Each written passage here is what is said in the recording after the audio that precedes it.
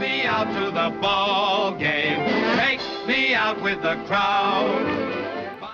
Ladies and gentlemen, welcome back to the Green Grass and White Bases podcast. Fired up to be on location here at the Baseball Warehouse with North Brunswick alum and now Goldey-Beacom outfielder Chich Petrillo. So growing up in North Brunswick, I was always in the same grade as Tyler, Chich's older brother. Chich always played on the same Little League team with my younger brother, Danny. So we've known each other a while, grown up through the same town programs, through the same Little League programs, through the warehouse. Everything's been parallel there for a while, except our age. Yeah. So excited to have you on the pod here today, and we'll get into some intro stuff. But the first thing I want to lead off with, May 30th, 2016. I'm a senior in high school. I'm on the mound. You're playing center field. We're at South Brunswick in the state semifinal.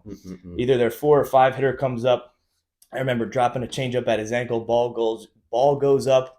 Next thing I know, the umpire's calling it a home run. Ton of controversy. You were in center field. That ball was right on you. Was it a homer? Absolutely not. To this day, I'll say it is a ground rule double. Yeah. I watched it bounce over the fence. Yeah, I mean, I just remember being on the mound and trying to be even keel. I just remember that third base coach from South Brunswick running on the field, calling it a homer, and then that young umpire putting his tail between his legs and being like, "Oh, coach, you must be right." Home run. That home field advantage. Yeah, so I mean, the portable fence, the huge outfield in the background, and it must have been a soccer field that they just, changed into a baseball field with that Home Depot fence. So tough break to put an end to my high school career, but it must have lit a fire underneath you for the rest of your career going forward with that nice core of young guys that we had going on back then. So just talk about that a little bit. I mean, the first note I have is that you're a 100-hit guy in high school.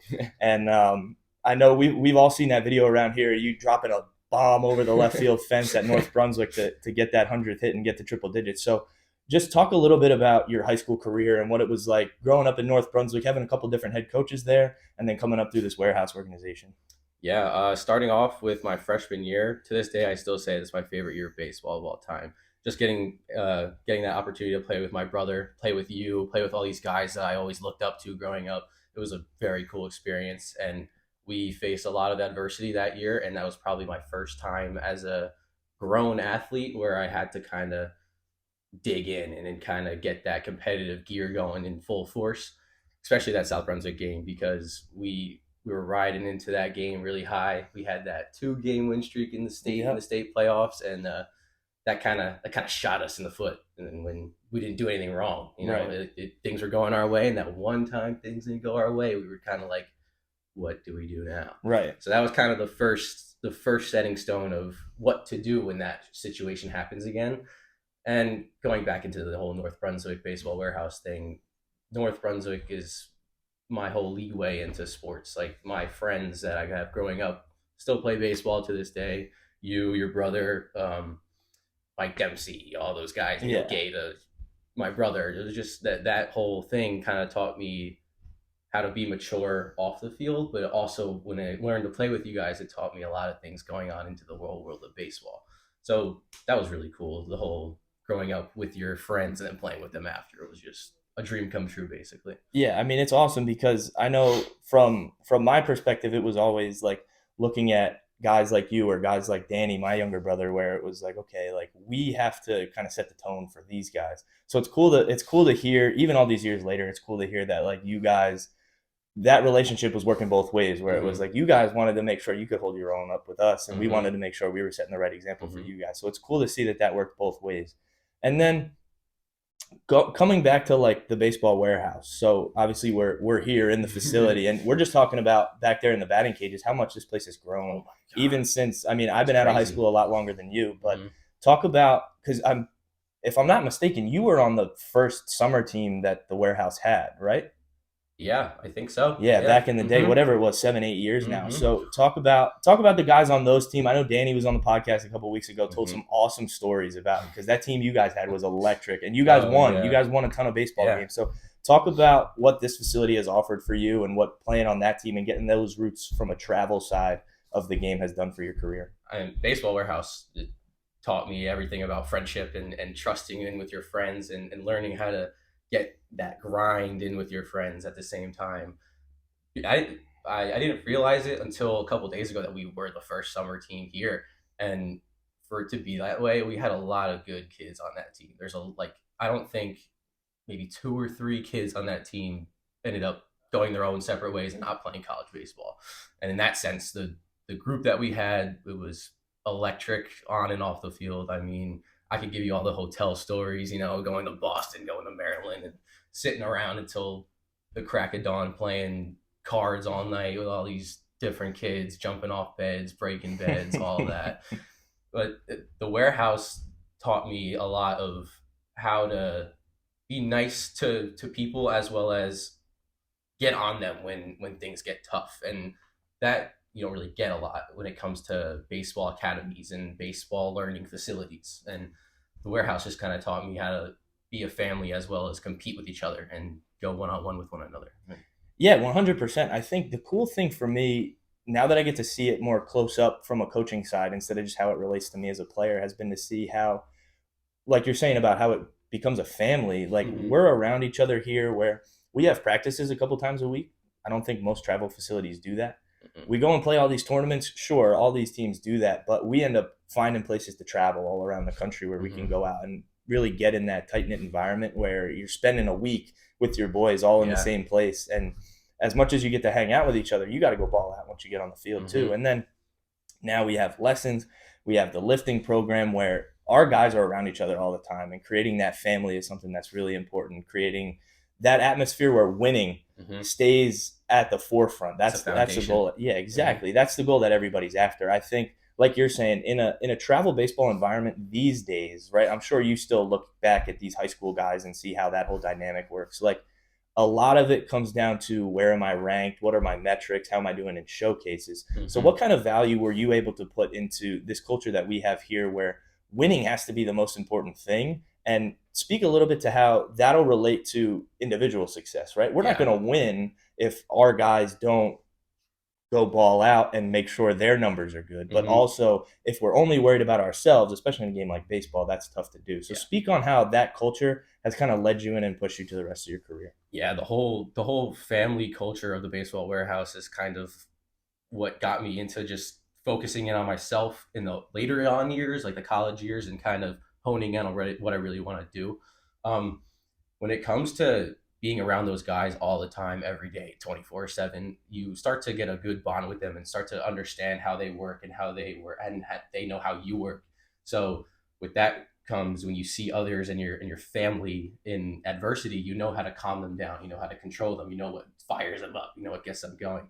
So with all those years here, I've lifted with the kids I played with, so I know how they know how to fire me up. So now I know by myself that gets me going. With all that, like I've had 1,000 outfielders, infielders teach me so much about the game itself that I wouldn't have understood alone if I did it on my own. Right. Shout out to Andrew Tan, Binghamton baseball player. He is probably the smartest baseball player I've ever met, and I've known him my whole life. And without him, I wouldn't have had this great baseball IQ that I have now. And with our chance to be at the baseball warehouse, it taught us how to work hard, have fun, and succeed individually alone, and then come back and celebrate it with each other right here. Absolutely. Yeah. I reached out to Andrew Tan recently, so we're hoping to have him on the show in a couple weeks here once he finishes up with his finals up there at Binghamton. It's a far drive. Yeah, it's a long way home, but we're excited to get him on here in a little while, whenever he can jump on with us. But I think the point you're making doesn't just apply to the baseball warehouse. I think it applies to more baseball in general. As much as it's awesome that we get to reap the benefits of having such a culture here in our program, I think what you're saying about how you translate individual success into team success, and like that's the kind of guy I've always known you to be on the field. Even as we're talking earlier about how you were that younger guy in our eyes, if you're talking from my perspective or from Ty's perspective, like you were always the guy with the good personality. You brought good energy into the dugout, and you found your way to be a leader. So I think that's something that without a good culture centered around like being a good teammate and centered around finding a way to win ball games, that's something that's tough to develop. Even though you kind of had that naturally, that's something that gets difficult to develop and difficult to place on or apply to the rest of your game as you continue to get older and you move outside the confines of whatever, similar team or same high school program that you've been with your entire life growing up. So going from that vein, like I'm interested in the X's and O's mentality of your game. So we haven't talked a ton about outfield on the show yet. And that's where you hold it down, right? Even when you're 13 years old, starting on the varsity team in center field for us at North Brunswick. And then now you've been through the gamut of college baseball. You've been on a couple different levels. You've bounced back from some adversity. So just X's and O's wise, to kind of get our feet wet into this subject, like what do you think has helped you succeed defensively? And then at the plate, how do you use those skills on offense to hold down that leadoff spot, be the guy that's setting the table and stealing bases? Like X's and O's wise, mentally, physically, what's your approach to the game? I mean, if you played with me, I think I've said it 1,000 times throughout every season that speed kills. I'm fast. I've been blessed with that opportunity to be fast. So when it comes to defensively, it's a very reactive position I put myself in the outfield. I kind of put myself in like a goalie in soccer mentality, where they're saving a penalty kick. You ever seen them? They're shoveling back and forth, and once the ball is kicked, they jump. Right. And that jump is where they're reacting and guessing to where they have to dive for and be their most athletic. And in baseball, I think of it the same way. Whenever I see my pitcher get set, I'm moving my feet, getting the blood flowing, getting ready for whatever that's coming out in the outfield. And once that pitch is thrown, I'm jumping and getting that boost of energy ready for whenever to come. And yeah, I've trained with my dad for years on running routes and being able to play football. I've been able to learn how to catch up to people really quickly on an angle. So catching fly balls was kind of easy going into it, but learning how to react and jump as I'm playing the game. So a lot that speed itself is my whole game. And without outfield is way more important to me than hitting, in my opinion, just because I get the chance to just be athletic and dive around and go crazy out there. And when I learned that I'm that type of person, that energetic, go get it type of guy, that I put that right into my offense, that I don't need to hit home runs. I don't need to go and hit these crazy bombs and pimp a home run. Like I want to hit a line drive over the pitcher's head and get on first base and get right into my home, which is base running. I love to steal bags and get on base and try to get these guys RBI chances, Right. So speed is my whole game plan. I don't care about anything else. I care about what goes on and how fast I could do things and how efficiently I can go with my speed. Right. And I think the first thing that stands out is like how you've been able to kind of hone in on your craft and then figure out how that's going to provide an advantage to you. I know that's something that I've always struggled with, because when I was still hitting, my game was more like gaps. And I was always that bigger guy that played first base, that my job was to get the RBI. So that's always a mindset in baseball that I've had trouble wrapping my head around. But just to hear you put it so simply, it makes a ton of sense thinking about it now, where it's like, listen, my job is to get on base and wreak havoc. And from a pitcher's perspective, like I did in college, like those were the toughest guys. Like those were the toughest outs to get. When there was guys like you on the base paths, especially as a lefty, staring them down at first base, where you're confident enough to hop back and forth and put the pressure on me. And then not only do I have to hold you on, I have to try to find a way to attack your teammate that's up at the plate now. Yep. So I'm a little disappointed in myself that I was never able to put that math together, but the way you explain it so simply just makes a ton of sense, where I'm gonna get on, I'm gonna find a way to create havoc, and I don't have to go put a ball in the gap and get on third base to do that. I can be just as dangerous when I'm sitting on first. So that's awesome. I heard you talk about your dad there quickly, and I want to get to that point, because your dad was always our Little League coach growing up. And, being a guy, Rowan is where he played his college baseball, right? I mean, high-level baseball for decades now there. So there was no doubt that Dean knew exactly what he was doing on the baseball field. So I know your family and my family have been tight for a while now, just because your dad is a huge baseball guy. My dad's a huge baseball guy. Our moms are both really into it, and we both had brothers that played. So talk about the impact that your family has had on you, and touch on a little bit of that perspective of having your dad as a coach growing up. Yeah, well, little do people know that my dad was my brother's coach, because I wouldn't let my dad be my coach in travel baseball. Well, you got to expand on that a little bit. So me and my dad are very similar. We know what we want, and we're not going to let anyone else change that. So growing up, he was my coach at one point. He was my travel assistant coach with John Drury. After every game, he would try and help me out and try to teach me things. And it ended up turning into complete arguments, me screaming at him screaming back. And it would never click. We would never get that coach-player. It'd always be father-son arguments. Yep. So he ended up saying, all right, I'm done with that. I'm not coaching you. And whenever you want to be coached by me, call me, kind of thing. Yeah. So I ended up watching him all these years, coaching you, coaching my brother, all that, and I realized that I'm missing out on so much knowledge that I have so much to grow from this man, and I'm just kind of pushing him away.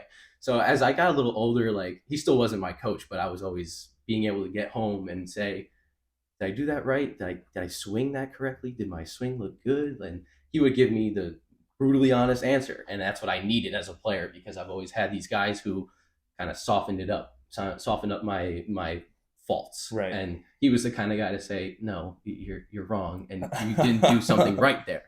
And with that taught me a lot of being coachable, and especially in the warehouse as well. That brought me into being with Coach Joe Augustine and how to be coachable with him and all that. Family wise too, my brother, that's my role model from day one. I swing just like him, and I've always wanted to swing just like him because he had that cool little yeah, thing he with had his some hands. rhythm going. He there. had a little Yeah. different thing to it, and I always liked that. I was like, why is he doing that? But then I ended up doing it myself naturally because I've always just watched it my whole life. Even out of baseball, all of his friends, I always hung out with his friends every time they were there. So he taught me a lot about maturity and friendship and love in general. So I give a lot to my ability and me still playing baseball because of him.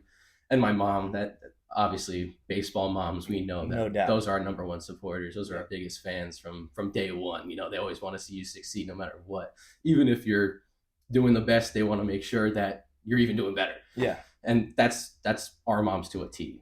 They just care so much, and they just want to see you happy, and that's what makes them happy. And if baseball is what's making them happy, baseball's making them happy too. Yeah, I mean, life feels easier when your mom wants to come to your games. You don't have to, like, it's not like, Mom, here's what happened today, and I have to take you through it. Like, I know me and Danny talk all the time about how our mom would ask us how we did, and it would be like, oh, we did okay today, and she'd be like, well, I was at the game, and I'm not sure if that's the case. So Are you sure? It's a little bit of a double-edged sword there, where it's nice to have a mom that's into it and she understands what's going on, but then at the same time, it's like she holds you accountable the same way your pops or your teammates might. So it's interesting there.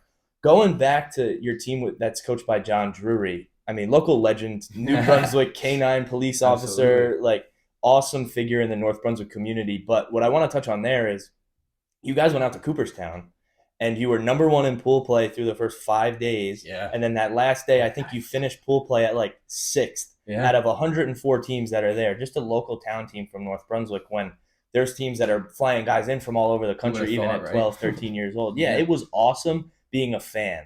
Just watching you guys. I know a bunch of guys from my team came up and made the trip to Cooperstown to watch you guys because we knew how good you could be. And then you were like, we're even better than that. Like, don't worry about it. We got you guys covered. So talk about that team. I know we've talked a lot about our roots so far today, but talk a little bit about like growing up in that environment where you guys were legit and just what it meant to you to get to that level on like a national type of stage at that age and show out the way you did. Yeah, I mean, we got lucky enough to play with each other since we were 8, 9 years old. So that family aspect of the game clicked really well. But that Cooperstown run, that energy that we had, we wouldn't have been so good if it wasn't for you and all them doing that roll call before every game. That was awesome. Like that whole energy, that vibe just kind of made us feel like, okay, we're playing in the World Series right now. It's time to go all out. And it clicked, and it was easy with us. We had that good group. Like, we had a lot of good big guys too who could hit some bombs, including your brother. So it was kind of easy in that sense. But yeah, we were always just able to click. It goes right back to that whole family aspect, that we were just always with each other constantly, no matter what, every day of the week. Even in the winter times, we're always playing football in the snow with each other. It was just that whole family aspect, and we were just blessed with the ability to play baseball. So it just kind of rode into one all in one. And the Cooperstown run, we were just on cloud 9 that whole week. It was just the coolest experience of our lives. We were just having great times in the barracks, and it was unforgettable just hearing our names screaming Chich Petrillo as we're running on the field like that. You don't get that at the age of 12. So the whole energy was brought to us because of the fans. That's why we're so successful in that. It's funny the things you remember, because I like, if you had asked me about that year, that would not have even been on my radar, but it brings a smile to my face thinking back on it now. And it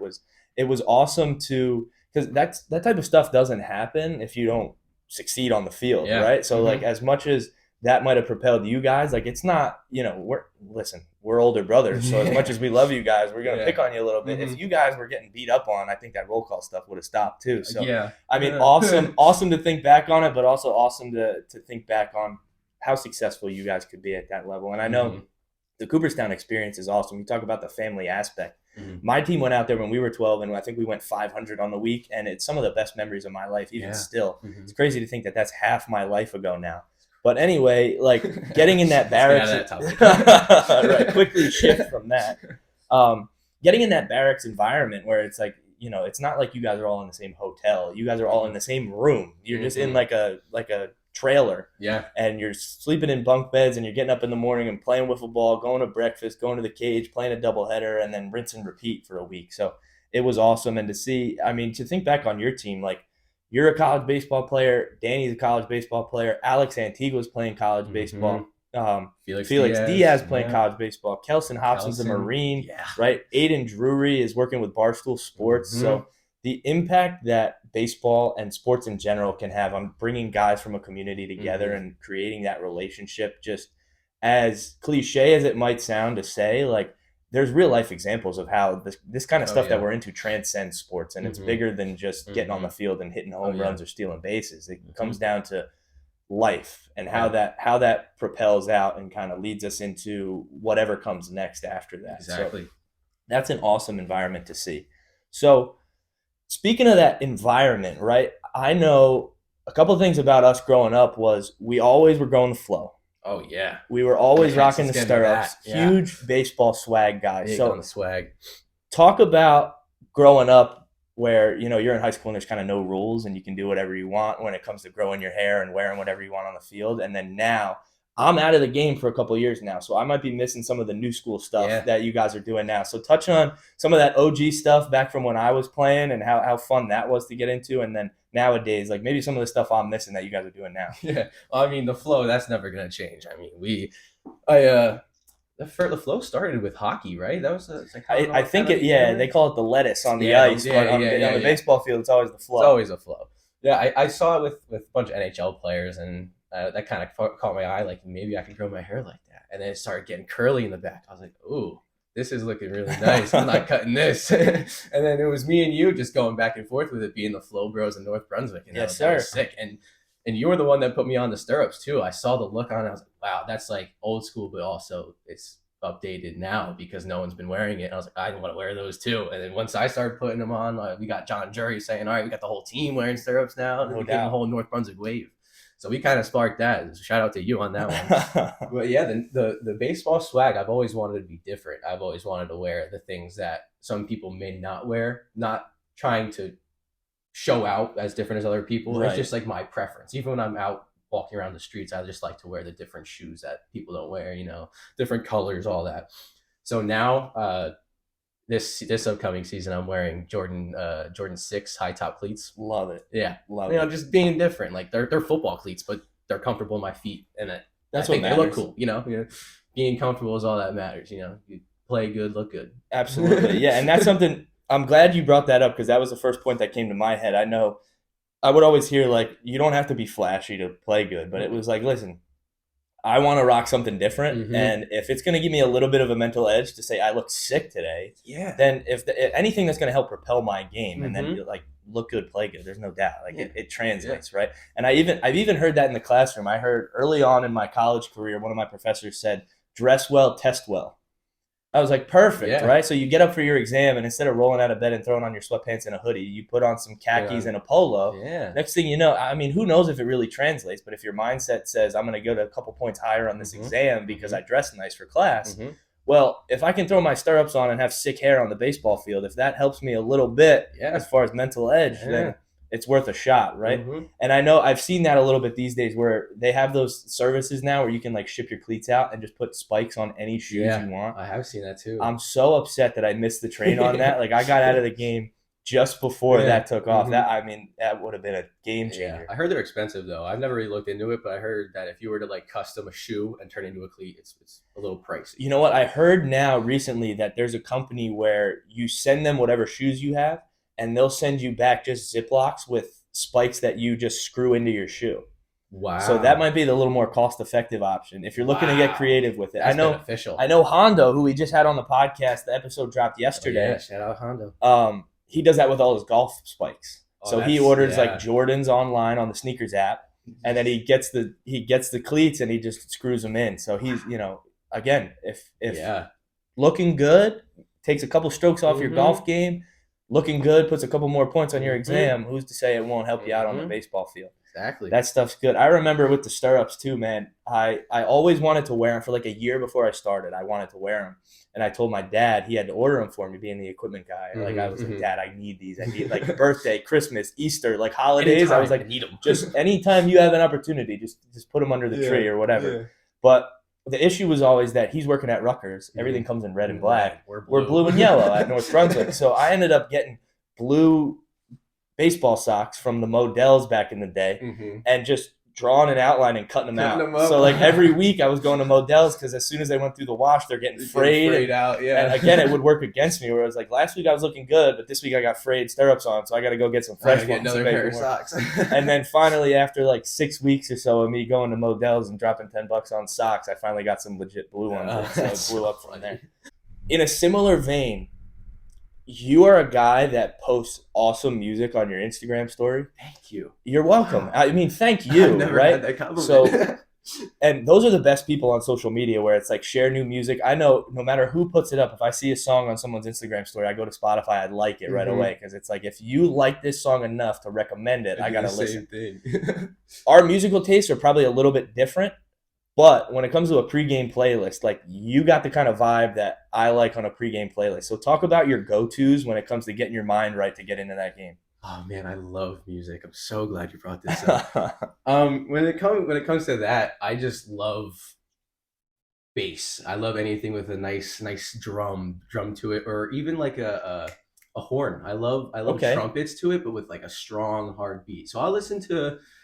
Shout out Future. I listen to Future. I love Old Gunna. When it comes to like rock and roll, Led Zeppelin. I have Led Zeppelin tattooed on me. That's my go-to for no matter what. Stairway to Heaven. That's the song you're putting on number 1 for that baseball playlist. There you go. But yeah, I think music does play a huge role in sports, but in baseball alone, because there's not much energy throughout the game provided with baseball. That's kind of on your terms to gain that energy. And when I've grown up, I've always realized that music is always that thing that just like I can't stop moving without this song in my head. So whenever I go onto the bus before a game, I'm playing the same song that I love to listen to on repeat. And then once I get off the bus, I'm just skipping through songs and just loving to hear a beat. And that beat just stays in my head throughout the game. So that's keeping me bounce around with the beat and stay motivated to play the game. That's a pretty long game. It's pretty hard to get yourself into continuously playing 7, 8, 9 innings, So music plays a huge role. And I put those songs on my Instagram stories whenever I'm really feeling it. So if there's one posted on my story, it's because I am shaking my hair up and down and I'm going crazy for it. Absolutely. Yeah. I remember because when I first started coaching here, a big thing I always wanted to teach was like approach, especially at the plate during hitting lessons. And even like between pitches on the mound, I remember like when I was playing, I don't know if I really had an approach because like between pitches, whether it was at the plate or on the mound, it was whatever song played last before the game, I was just singing. Right. And it was like one of those things where like, I guess if you want to get philosophical with it, it's like kind of hitting the reset button where it's like, I'm not going to bog myself down in whatever's going on right now. Okay, it's 0-2. Like I'm singing Zach Brown Band or like Meek Mill or whatever the last song happened to be that day. Like I'm not like, it's not superstitious where it was like, okay, I have to like sing the same lyrics to the same song every time. It was just like I'm just therapeutical. Exactly. Like, it calms you. Yeah. And just to have, like you're saying, like I can stay moving around. I can stay loose if I got this song in my head. So again, it might sound similar to like that, look good, feel good, play good type of thing. But honestly, like if we're talking about the mental edge, there's any number of things that can do it for you. And I know now from the coaching side, like that's something I've gotten away from because you can't tell a little kid, hey, start singing. It's pretty hard to do. And you're going to hit a double, right? So it's difficult. But I think as you mature in the game and like being able to connect how these things relate to each other is what becomes important because it's different from guy to guy. So like I know there's some guys who, especially in my college career, like between pitches they bounce a slider and they're MFing themselves in their glove. Mm-hmm. Like that wasn't my style, and I'm not saying that's wrong because I played with some Right. great guys who Yeah. needed to, you know, punch themselves in the face to get Mhm. them going and do what they had to do. But for me, it was always, instead of that adrenaline rush, it was more of like, how do I take a deep breath here? Mm-hmm. And I think that's what, you know, as silly as it might sound, that's what kind of did it for me, where it was like, I got this song in my head and it's Mhm. 0-2 and I'm Mhm. just going to sing along and I'll get in the box and then try me now. Yeah, you know? exactly. So taking that competitive atmosphere and applying it and figuring out how to get over that hurdle, there's no real one cookie cutter answer to get over it. And there never will be. Right. And listen, if you got to, again, going back to a similar vein, if you got a good playlist and that's gonna help you through, then why not? Yeah. Exactly. Yeah. I know. I'm glad you showed off your Led Zeppelin tattoo because I know you got Chance the Rapper, you got Mac Miller. So talk about, you know, as long as we're talking about this pregame playlist type of thing, talk about get into yourself personally there. Like what impact has music and that stuff had on you? Yeah. So I'll talk about the tattoos. Chance the Rapper, I have the 3 on there. I'm number 3. I've been number 3 my whole life, but I always get tattoos that represent who I am and what I've done in my past. So when I think of this Chance the Rapper tattoo, I think of the album that he put out my freshman year, your senior year with that. So that brings me into my freshman year mentality where you can be a kid, but now that you're back in real life looking at this tattoo, you can still keep that mentality, but also be more mature with it. With the Led Zeppelin's got me through a lot of stuff mentally. It's always been like my go-to to, like, if I'm having too much anxiety in me, if I'm overthinking everything and I can't really control a thought, I'll just shit shuffle on Led Zeppelin. And that's my deep breath. That's my exhale when I'm going through adversity. So I'm always getting different style tattoos with them. I love their art covers, you know, everything about Led Zeppelin has always just caught my eye. I have a Joker tattoo, like full portrait of Heath Ledger's Joker. Yeah.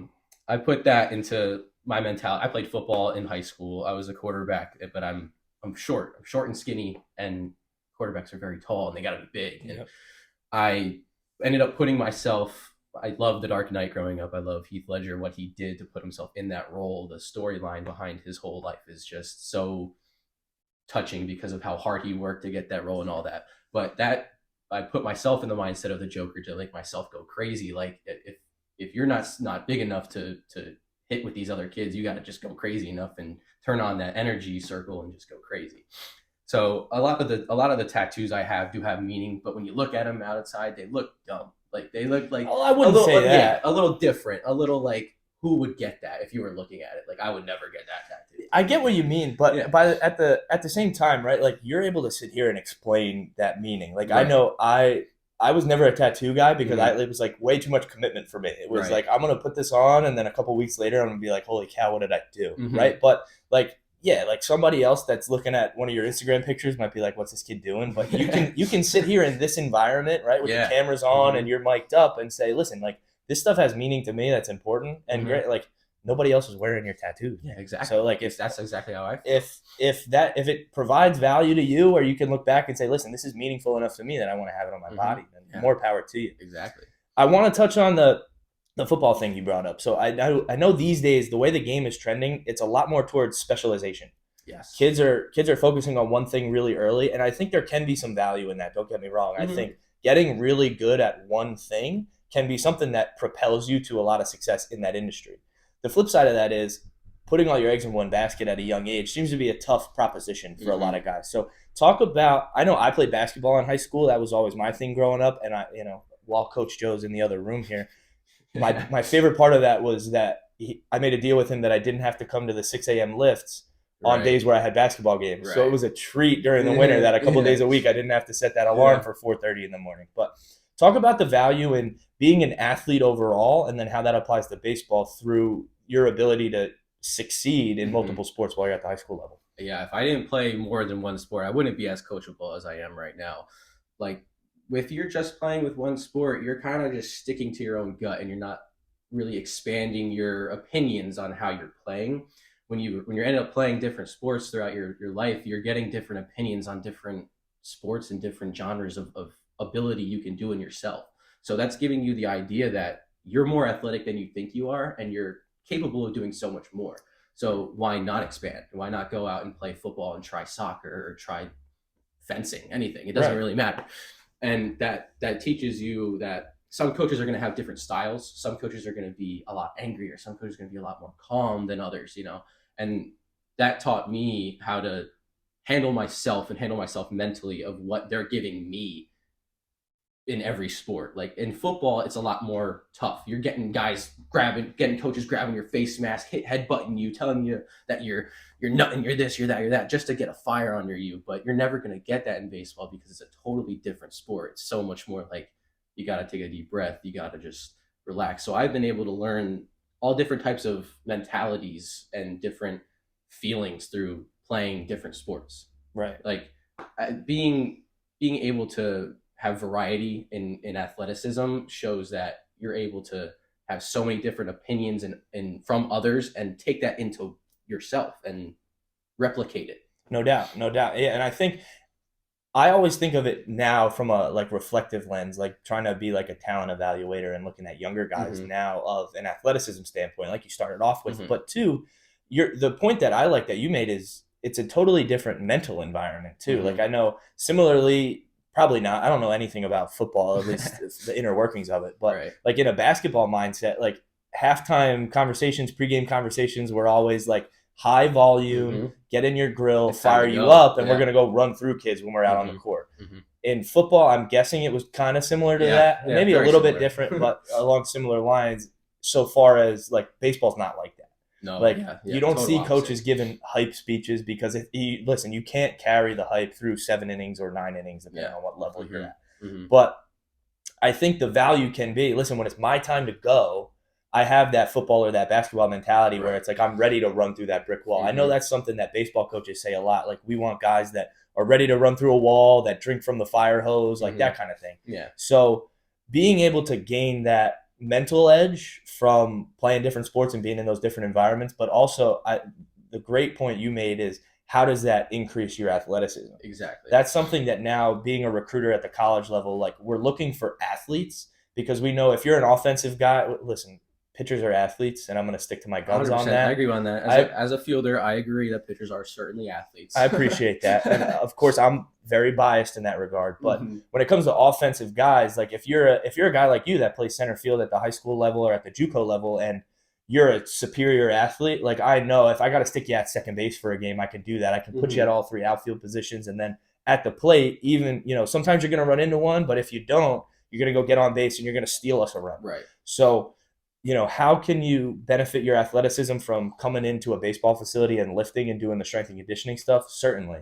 But what can you add to the game by thinking of your other sport as part of that development process? Because I know, and maybe it was different for you, but I know for me in high school, like I was never going to be a college basketball player. I just thought basketball was so much fun. And I knew that I was going to go get more sprints in on the basketball court than I ever would on the turf in the facility. So like, in your brain, how does that translate? Where it was like, what was your perspective about your future as a football player or in another sport? And then how did that help you in a baseball vein, just when it comes to the like athleticism and development part? Right. Well, thinking about college, and I can remember after my junior year of football that I wanted to play college and football. I wanted to do baseball and football, but I never really communicated with football coaches as much as I communicate with baseball coaches. Right. Because I thought that no one really want me as a quarterback. I'm short. I'm athletic. I would play receiver or running back and expand my offensive position in football, but I wanted to stay at a quarterback position. That's kind of hard to do with a guy my size. So I just kind of figured like, hey, might as well this is the time to put all eggs in one basket. Like you said, like how I've been able to expand in different sports. It's time to kind of say, hey, maybe I can do this one sport alone because of all this knowledge I've gained through high school sports and all that. So that going into college kind of taught me, this is it. Like you got one shot at this. And if you mess up, you mess up. Like there's no going back. When it comes to high school athletics in general, to each is their own. Like if you want to play baseball, do that. Like, cause you're going to buy all into that one sport and you're going to grind. If you're really wanting it, you're going to go and get it, But with me, it was always getting to be multi-sport, just so I can learn different ways of how my body works. Right. Like on a jump like a fly ball to left field, it's a totally different movement with your legs than how it is if you're running down the sideline trying to beat people to score a touchdown, and I picked that up quick at a young age where I wanted to just be like the most athletic kid I could be on any team. Right. So going into high school, being in high school, that was my whole mission the whole time. Just learn as much to be as athletic as I possibly can be. Yeah, and it makes a lot of sense, and I think there's a lot of value there because you look at, like, I know being a Mets fan, like all year when I was watching a Mets game with a fan of another team, it was always like, how do you guys have Daniel Vogelbach in your lineup, right? And I think that's a message that, for those of you who don't know, Daniel Vogelbach is a cheeseburger away from 300 pounds, and he was batting in the cleanup spot for the Mets this year. Danny Vegas. Yeah, I mean, the guy's a beast, right? He's a very good baseball player. I think for people that are outsiders that might not be the biggest baseball fans, like that's kind of their perspective where like I heard one of my high school teachers said baseball can't be considered a real sport because you could smoke a cigarette while you're playing. I was like, well, if that's your criteria, then we got to check a lot of things off the list. And we have a lot of info to give to you. Yeah, I mean, that's a really interesting, to put it nicely, way of viewing the game. Right. But I think people that are outsiders think like that's what a baseball player looks like. You don't have to be athletic. You just have to go at it for 5 seconds at a time and figure out how to trot your way around the bases. I think Daniel Vogelbach is an anomaly in that everybody's body type to succeed in the game is a little bit different. Oh, yeah. So if this guy, like a Prince Fielder type, like the guy was a truck, but he'd put balls in the gap and be on third base. Yeah, he hit bombs and was able to run a little bit too. Exactly. And, Daniel Vogelbach was dealing with a little bit of a leg injury this year. So later on in the season, us Mets fans were getting upset with him because he'd put the ball in the gap and he'd still be on first. But nevertheless, like, that's a guy who, athleticism-wise, like, he's figured out the formula that gets him there. And I think that's how it relates back to your point where you want to figure out a way to be the most athletic guy on the field, and for you, playing football is doing that. For a guy like Daniel Vogelbach, he's gonna put the pounds on. Mass equals gas. Yeah, there's no doubt 100%. About it. And he's gonna get in the weight room and he's gonna get super strong and have this huge build, so that he can be a guy that has power. Yeah, and he can be a guy that surprises you with his speed and kind of like a sleeper where playing in the outfield, you see a guy like that coming up, you're not thinking he's getting on third. Yeah, no way. Granted, he's not digging out a ton of triples, but if he puts one, a couple hops in the gap, now he's on second base, and you look up and you're like, holy crap, I missed it. Yeah. So I think that's where having that different perspective from different sports comes in, where it's like maybe Daniel Vogelbach has a little bit of a mindset of maybe like a lineman. Yeah. Where everybody says that about NFL linemen, where these guys are huge, but their footwork is insane. They're super athletic. They're 40 times are nuts. Right. So how can we find a way to be the most athletic in general, but then how can we find a way to be the most athletic and be the most successful in our personal frame of reference too? So I think you say a lot of great things there when it comes to how to apply these different sports to when it comes time to make a decision on what we're going to do with our future, applying it to baseball. The next thing I want to touch on when it comes to getting back to the music and the tattoos and stuff is you're talking about how when stuff isn't going right, you can put that Led Zeppelin playlist on and hit shuffle. So I know watching you come out of high school, you went to Southern New Hampshire to play. Stuff didn't work out there. You end up back at Middlesex on an awesome Middlesex County College baseball team. And now you found your way back to Goldey-Beacom, which, talking to you before the show, sounds like it's an awesome setup you got there and you're in a good spot now. Absolutely. So pumped for you to hear that you're in a good place now, in a place where you're going to be able to succeed. And I mean it, man. Like, watching your journey and seeing how talented you've been, I'm glad you're at a place now where you can kind of put your head back to the grindstone and just get back to worrying about baseball. So there's a lot of stuff I want to touch on here, but first off, like, from your perspective, just tell your story, man. Like, what did that look like coming out of high school in your recruiting process? Through all the steps you've taken, what type of adversity have you faced? And then how have you ended up back here where you're at now?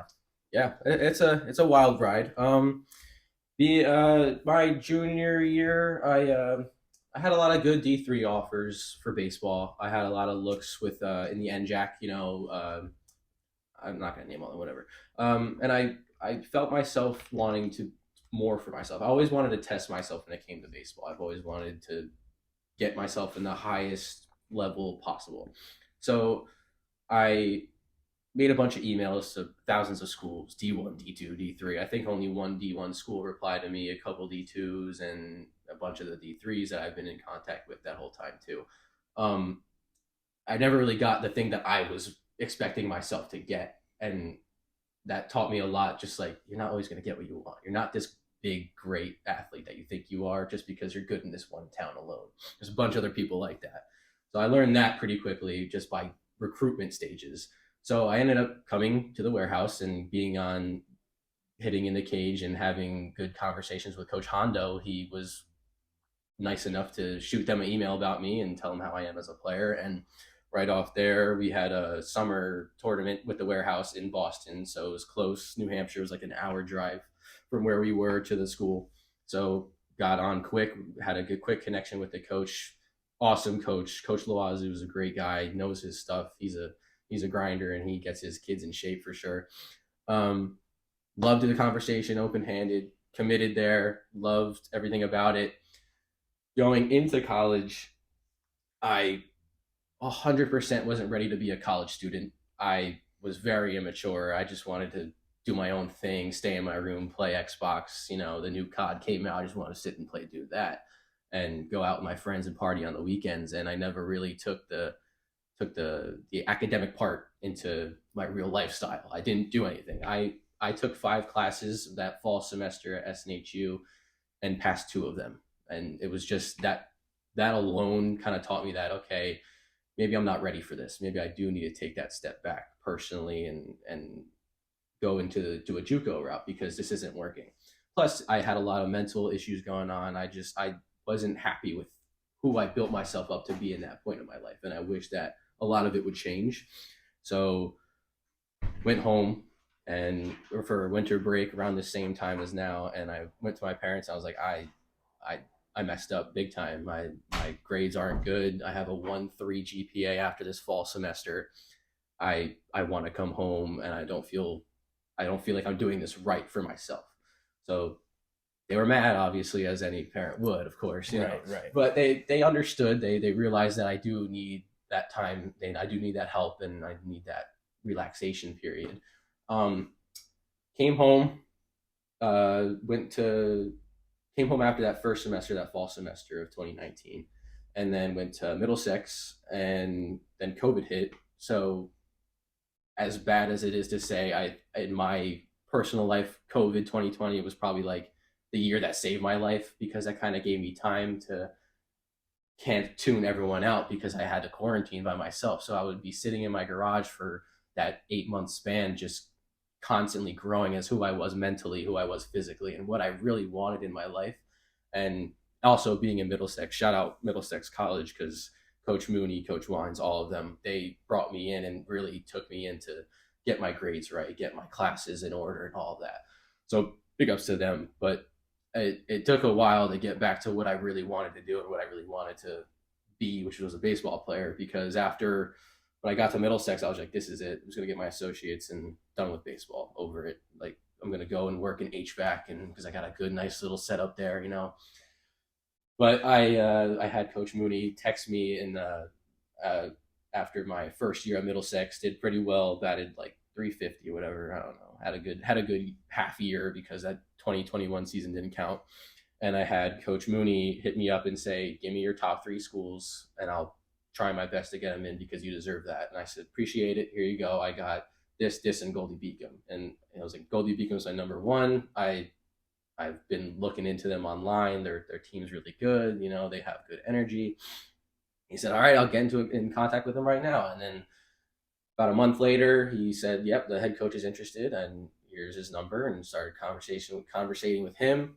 Had a really good year at Middlesex. Middlesex, the baseball team in general, really humbled me as a baseball player, taught me that you can't be this guy who thinks that you're this all being God. You have to be the guy that helps others. You have to be the guy that consistently is making others better while you're making yourself better as well. So that year was great. Last year was awesome. Broke a couple school records along the way. Nothing, I don't want to. You can elaborate. You can give yourself some credit. Yeah, I ended up getting, I'll only say I had 63 stolen bases last year. That's awesome. It. That's the only cool thing. But yeah, got my way in the Goldey-Beacom, and in that quarantine 2020 year, I told myself I want to go to a school that I chose myself and where I know I can play and help others along the way. Found Goldey-Beacom, went there, and now that I'm here, I'm doing exactly what I told myself I was doing. And I didn't understand that anything is possible if you just believe in yourself. Right. And I didn't understand that up until everything fell apart. And my favorite quote now is, "It's got to fall apart to fall into place," because you're going to have to learn one way or another. And if you think you're this perfect person, you're never going to learn. So Middlesex taught me that so much. And Goldey-Beacom, going into it now, having my first fall there, it's teaching me a lot in general, just staying in that maturity, always being consistent, always being dedicated and devoted to this one thing of your life that you want. And this is where we are now. Yeah. Blessed for it all. Yeah, no doubt. Your perspective is incredible, because to be an 18, 19-year-old kid that gets on campus for the first time, like, that's a struggle that everybody at the college baseball level or 100%. college athletics in general probably has. But for you to be able to get on here and speak on that and say just how impactful that was, like, and to be able to go ahead and turn it into something that's positive, something that you could learn from and kind of grow from, is really important. I mean, obviously, we hear all the time in sports that success isn't linear, right? Oh, yeah. And like you're saying, sometimes things got to fall apart to fall back in together into a better place. Mm-hmm. So to be able to provide that perspective, I know my first semester at Rutgers, I went from a 4.0 GPA in high school. My first semester at Rutgers was the same way. I was like, oh, I don't have any parents around. I can do whatever I want. 2.2 right away in my first semester. And, awesome support staff, awesome academic advisors there, where it was like, take a couple summer classes, you'll be fine. But that wake-up call for me was like, holy cow, like, this is real life now. And for you to be able to get hit hard by that and to say, okay, listen, there's a lot of people who would have put their head in the sand and said, that's it. Like, this is all that's meant for me. And for you to have the confidence and the wherewithal to say, no, I can pick myself up off the mat here. Like, that's something that's got to be inspirational to young guys going through similar things now. And then it's interesting because as much as we're on the other side of COVID now and we don't want to talk about it anymore, just because it was a tough part of life that we all had to deal with there. Yeah, insane. But in all the conversations I've had so far on here, we've talked about COVID, and guys have given perspective about how if your mindset was correct, we were able to derive some benefit from it. So absolutely. I think, as much as, everything's shut down and we got to quarantine and we're stuck at home and we can't operate normally a couple of years ago now, you're able to sit there and say, okay, this is really good for me, and I'm going to be able to kind of look at myself and figure out where I got to get better, and then apply that to life as it goes on now, where we're back into the swing of things. And you were able personally to grow up a lot in that setting and say, listen, absolutely. Like, I see the silver lining and say, I get some time to myself to kind of figure out where I need to be and how I'm going to be as successful as I know I can be. And then, the display you put on at Middlesex was insane. Right? 63 still in. How many games did you play? Like 40? And you got 63 bags? 54? Yeah, so a lot of games. You're at like 1.5 bags a game. Like, that's a crazy clip, right? And then you give yourself an opportunity to go to Goldey-Beacom now and just be in a back at the D2 level and in a setup where you can succeed. And I think there's a lot that goes on these days on the front end where kids are like, I'm going to work really hard in high school so that I can post this commitment and get a bunch of likes on Instagram and wear the gear and come back in the wintertime. Right. What a lot of guys won't end up seeing is like those struggles that kids go through their first couple semesters in college, where you got to get the lay of the land. You have to figure out the independence. And absolutely. I think as much as some guys' stories will be, I got hit hard academically, but I figured it out, I had some help along the way. Like, your story paints the same picture. It's the same roadmap. Yeah. It's just that you got hit in the face. You figured out by coming home that you had to get yourself up off the mat, and you were able to put a plan together to say, listen, I'm going to get back to the heights I know I can reach. The criteria that each guy goes through to fit that story is a little bit different. Right. And I think knowing you personally for as long as I have, it's like, man, like, Chich is going to be really good once these things fall into place for him. Yeah. So I'm super happy for you that you're in a place now where things are starting to get back on the right path. And I think too, if people listening can look at it objectively and say, I got to get ahead of this stuff so that, adversity is going to happen, but how do I mitigate that adversity? You found a way to get through some deep stuff and come back on the right side of it on the other end. So I guess what I'm trying to say is, what type of advice would you give to somebody who's a senior in high school, maybe a freshman, they're in their freshman fall in college now, to make sure that things can run as smoothly as possible going through the rest of their career? Yeah, I mean, the biggest advice I would give is definitely take some time to understand who you are as a person, how you work, not even just in baseball or in any sport, just how you function in general?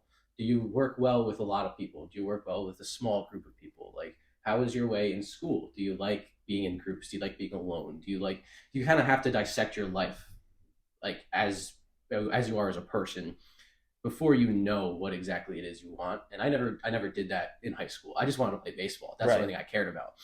And then going into college, it was like, okay, maybe there are some things I need to fix and some things I want to really work on and change before I get to where I am right now. So I would say definitely take your time. If you don't know what you want to do and you're still in high school, still a senior in high school, go to a junior college.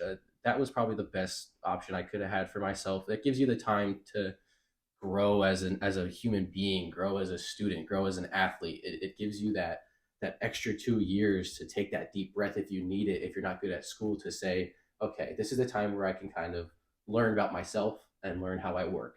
And first year of junior college, and I'll get a little idea, and then after that second year, I have a full idea, and you have a full plan, and you fully let it go into its force.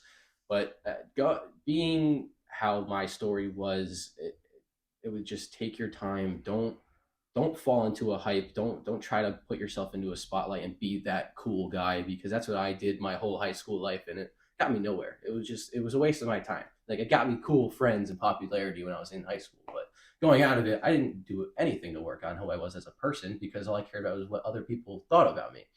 So love yourself, basically. Just learn who you are, grow as you are as a person, know what you want, or at least have a small idea of what you love to do, and just follow it. Just be your person. Just believe in yourself. Amen. Amen. And I think for you to sit here now and say, like, we can find these positives through all that stuff if we take some time, like, that's like super, super impressive to sit here and say, like, the growth you've been able to have and the things you've been able to realize, just kind of taking that step back and saying, like, here's what I want, here's what I need to get there, and then this is how I'm going to accomplish it. And correct me if I'm wrong, like, is there some application there to, like, granted, we can talk about it from an athletics point of view, where it's like, I'm going to ball out because I want to get this college scholarship and I want to get to the next level. But is there also an application there to, like, making sure I have, the rest of my life figured out, and I still got to go hard in the classroom? Because a lot of guys that end up there either are bounce back stories like you, where you're trying to get yourself back on the right path, or there are guys who might have had opportunities to play NCAA ball out of high school, but they didn't have the grades for it. So how does that, like, grind and go all out mentality apply to the other aspects of life other than just on the field? Yeah, my main goal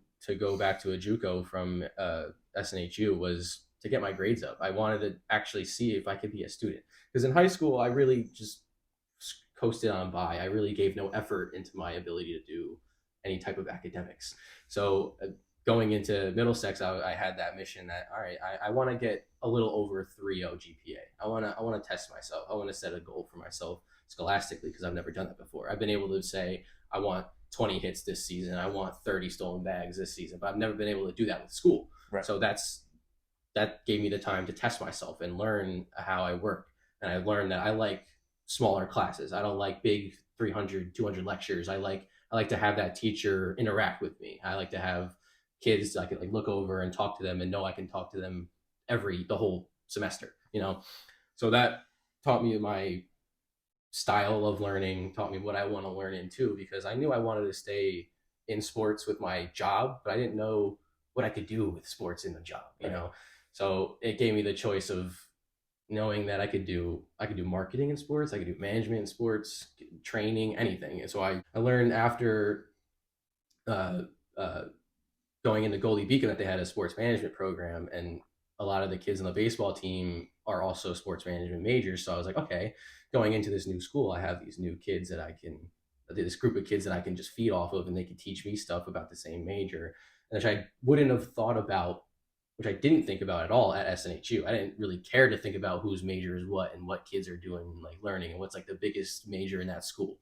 But I learned at Goldey-Beacom that a lot of kids are sports management, and that's what I wanted to do. So I wanted to surround myself with kids with the same interests. Right. And I didn't do it all at SNHU. But I wouldn't have known that without Middlesex. That kind of taught me and gave me that understanding and the time to figure all that out. Of course. Yeah, I think when it comes to it's always quote unquote the recruiting process. But when it comes to picking a school, I know the conversation I had with Hondo a couple days ago was about how you have to find a place that you want as much as they want you. Exactly. And what gets missed a lot there is, like, I think a lot of guys trying to pick a college will think, oh, like, it looks really sick that I'm going to this school and the coach gave me an offer. I want them. They want me. Boom. It's a fit. Right. But then you talk about all these factors you're naming, you get to rip through them so quickly because they seem like second nature now. It's like, what kind of class size do I want? What kind of guys do I want to be around? What type of living situation do I want? Big campus or small campus? I mean, you rip through them all. I don't have to repeat them. But the point is, there's all these factors that have to be taken into consideration. Absolutely. Not only to pick a school, but also to succeed there. Right? So I think that puts a bow on everything, where it's like, again, the route to success is not linear, and we're super pumped for you that you found your way back to a point where you're gonna be able to succeed both on and off the field here. And just to see, like, we can pull the trigger really quickly when our recruiting process goes fast out of high school, and then realize later on that there's some other factors there that we got to work on to make sure we're a well-rounded individual, not just a high-level athlete. And then, if we can put all those pieces together, which I think is where you're at now, where the things are starting to fit right in the puzzle for you, you can sit here with a smile on your face and confidence about what the springtime's going to look like and say, we're going to go ball out on the field because I don't have to worry about my academics. I know I'm good there. I know where I stand individually. I'm in the right headspace. When we can check all those boxes off, then we can get back to falling into baseball and saying, I just get to go have fun and ball out on the field because the rest of my stuff is taken care of. Yeah. Once you have all that little stuff taken care of, baseball is glorified wiffle ball. You're just playing with your friends again. You're going out in the backyard. It's the same thing. Oh, and that's an awesome way to kind of put a wrap on this, and just to say, like, when we can have a sure footing and a confident foundation with the rest of the factors in our life, the baseball part gets to be as fun as it should be. Absolutely. So, Chich, I really appreciate you coming on with me today, man. It's been awesome. It's been awesome chopping it up and having this conversation. So before we wrap up, plug yourself on social medias. I'm sure there's going to be a lot of people now that want to see your playlist and see those Spotify shout outs. So tell the people where they can reach you. Instagram is Chich, CHICH_Petrillo3. That's basically all I'm on. I have a Twitter, but I don't really post much on the Twitter. Just search up Chich. You'll probably find me. I have a different name. My real name's Christian. But yeah, Chich Petrillo 3. That's mainly it. Yeah, give Chich a follow on Instagram. You'll get to check out these tattoos he's talking about. You'll get to listen to some of this music that he's plugging for his playlist, and a good follow. Chich, again, I guess I should have brought up at the beginning of the show that Christian's the name on your birth certificate, but I don't know if anybody's other than your mom has called you Christian. Yeah. So, again, man, I can't thank you enough for hopping on. Awesome to see your journey so far. Pumped for you to be in a position now where we're excited to see you go ball out in the springtime and continue to steal bags and put balls in the gap at the college level. So for Chich Petrillo and for the Green Grass and White Bases podcast, I'm your host, Eric Reardon. We're signing off. Ooh. It's 1, 2, 3 strikes, you're out at the old ball.